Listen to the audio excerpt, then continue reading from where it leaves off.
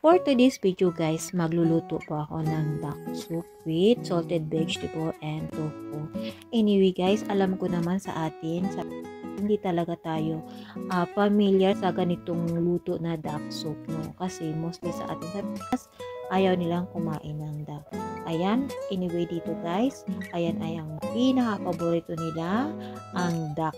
At bago ko po lutuin, nililinisan ko muna yan. Nubudbura ng asin at saka biniblench ng 10 minuto. At the same time po, naghiwa-hiwa na ako ng ating mga ingredients at ang ating salted vegetable ay kailangan po yan nahugasan ng maigi kasi maalat po yan.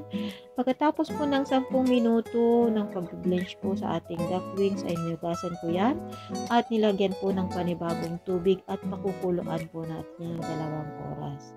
So nung kumulo na guys, inilalagay ko po yan ang ating mga hiniwa-hiwa na ingredients, luya, sibuyas, tsaka lemongrass. Ang lemongrass guys ay pampatanggal yan ng langsa at amoy ng duck.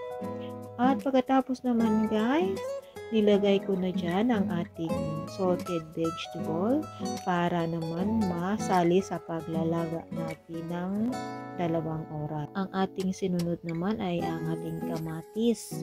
So, medyo pinanghuli-huli ko po yun ang kamatis kasi ayaw namin yung nalulusaw siya kasi nalulusaw siya masyado pag matagal ang pagpapakulo sa kanya. Ang lasa po at ang ano po ng ating duck soup ay yan po ay maasim na matamis. Nilagyan ko na rin siya ng asin.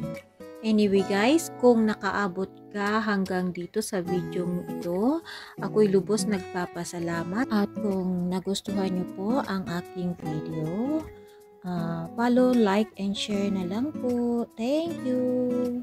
At balik na po tayo dito sa aking niluluto.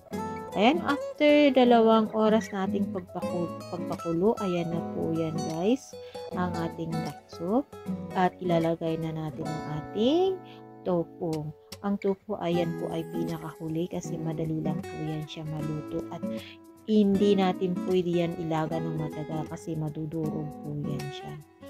At ayan na guys, almost done na, well done na ang ating duck soup. Ayan, so yummy guys. Ang soup niyan ay napakasarap at ang paglalaga ng 2 oras sa duck ay sobrang lambot niyan.